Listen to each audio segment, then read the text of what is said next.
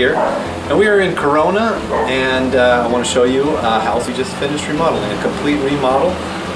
Top to bottom of the house has been remodeled, so let's take a look. So we start right off in the entryway, and we spared no expense to make the whole house upgraded. So we start off with this entryway. We have cladded all the walls in a wainscoting.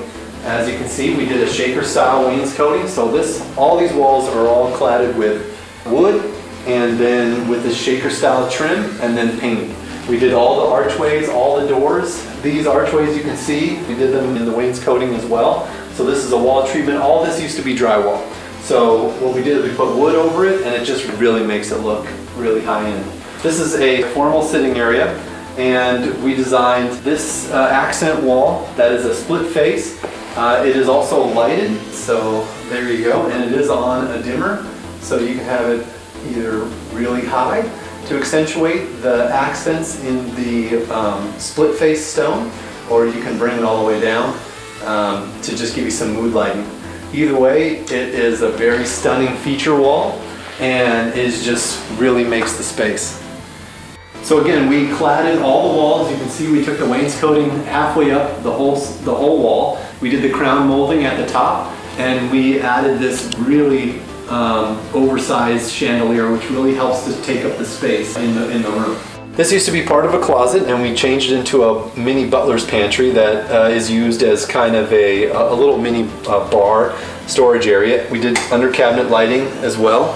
And then moving on through the kitchen, we did this nice long island. We did banks of drawers. And we like big drawers because big drawers can handle big pots and pans. And so that's what we have in here. Strainers as well, Tupperware, things like that. All those type of things, storage things, all can be put in these big drawers. That's why I really like to design big drawers as much as we can in the space, because it's really functional. And big drawers look actually really cool too, so they work on multiple levels.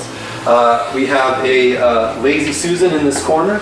So that's a nice way to take up the dead corner space, is with the Lazy Susan.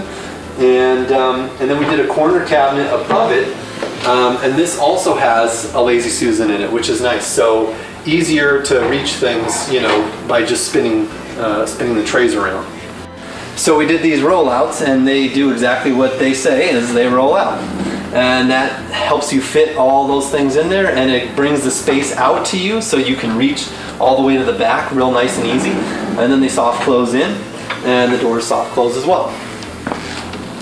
In double oven kit here, it's got storage above it, and it has storage below.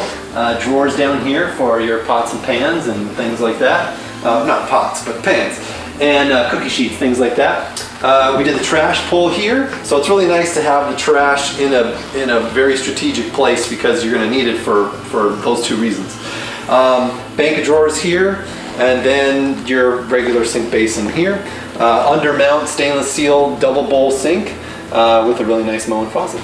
And then past the kitchen, we added a desk area and a catch-all. So this is like a place to kids to do homework.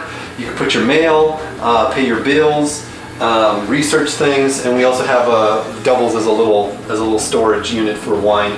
Okay, so again, for this kitchen, we did these waterfall edges. Our client picked out this really interesting chandelier to go over, and we wanted to keep everything linear because the kitchen is kind of narrow and long. So we kept everything narrow and long. Linear style island with two waterfall edges, and then this linear style chandelier. So off the kitchen, there is a powder bathroom.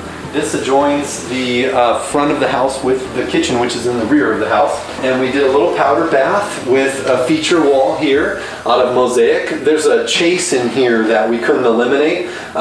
There's some plumbing in here, so we couldn't eliminate this. So we just cladded over it with some mosaic. We had these interesting wall sconces on the side, and then the client provided the mirror and also this little vanity that we installed for them. And then, you know, it's a normal powder room, so toilet, and we did a really high CFM fan that, you know, gets all the smells out. And then if we back out here, I can show you that we did the floor in the similar style that we did downstairs. This is that concrete kind of look, and it's like a treated concrete look. Different color downstairs, and we did it in the matte finish downstairs. This is the semi-polished, but it's the same thing, commercially rated porcelain, so it's dynamite. And then the grout, of course, we use the acrylic grout, which dries non-porous. You cannot seal it because it is non-porous, so there's no need to seal it. And it's harder to stain and for dirt to get in there because there's no pores. And that completes the master. And you can tell that these folks really love their kids, because this is what we did for the kids' bathroom. For the kids' bathroom, we did that same quartz counter. Kind of has that river type stone feel to it. That's in the linen cabinet in the hallway there, or in the top of the stairwell. The cabinets are the same, so we went the shaker style, and everything is still the same. So that's the full extension, so you can reach to the back, soft close, it all works like that. We cladded this whole wall in a beveled subway tile, which gives it a really, really nice texture.